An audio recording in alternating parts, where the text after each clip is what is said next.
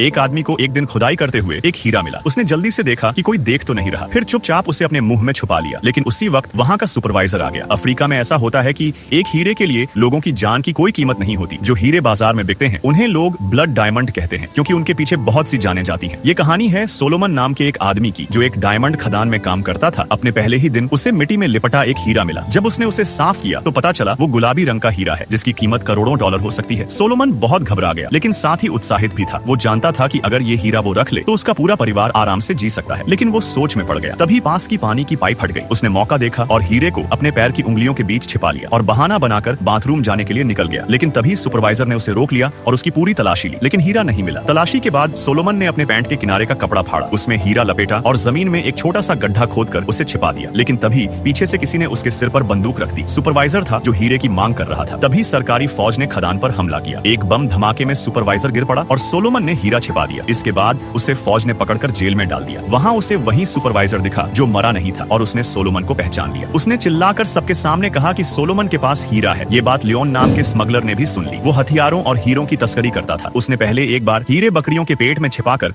Border पार करने की कोशिश की थी, लेकिन पकड़ा गया और जेल चला गया। उसका हीरा भी खो गया था। अब उसे हीरे की जरूरत थी। लियोन ने खुद को और फिर सोलोमन को जमानत पर बाहर निकाला। सोलोमन को समझ आ गया कि कुछ ठीक नहीं है, लेकिन उसे अपने परिवार को ढूंढना था। वो रिफ्यूजी कैंप गया। वहाँ उसकी बीवी और बेटी मिल गई, लेकिन बेटे का कुछ पता नहीं चला। सोलोमन बहुत परेशान हो गया। उसे पता था कि विद्रोही बच्चों को लड़ाई के लिए ट्रेन करते हैं। उसने खदान में वापस जाने का फैसला लिया। लियोन भी चल पड़ा, क्योंकि उसे तो हीरे की तलाश थी। वे एक पत्रकार महिला से मिले जिसे लियोन पहले से जानता था। उसने कहा कि वे पत्रकार बनकर उसके साथ चल सकते हैं। महिला ने मान लिया और टीवी चैनल की मदद से उन्हें भेज दिया गया। वहाँ सोलोमन को उसका परिवार मिला, लेकिन बेटे की खबर सुनकर वो टूट गया। उन्होंने खदान के इलाके में जाने का फैसला किया। रास्ते में पत्रकारों पर हमला हुआ, लेकिन लियोन और सोलोमन किसी तरह बच निकले। लियोन ने अपने पुराने बॉस से संपर्क किया जो तस्करी कराता था। उसने हीरा लाने को कहा। लियोन जानता था कि अगर हीरा दे दिया तो उसे कुछ नहीं मिलेगा, इसलिए उसने खुद ले जाने का फैसला किया। रात को सोलोमन खदान में चुपचाप गया और बेटे को ढूंढ निकाला, लेकिन बेटा उसे पहचान नहीं पा रहा था। उसने अलार्म भी बजा दिया। अगले दिन विद्रोही नेता ने हीरे के बदले बेटे की जान की मांग की। तभी ऊपर से हेलीकॉप्टर ने हमला किया। लड़ाई में सोलोमन ने विद्रोही नेता को मार दिया और लियोन ने बेटे को बचाया। अब उनका पीछा हो रहा था। लियोन घायल हो गया। सोलोमन ने उसे पीठ पर उठाकर भागना शुरू किया। लियोन जानता था कि अब उसका बचना मुश्किल है। उसने हीरा और पत्रकार का कार्ड सोलोमन को दे दिया और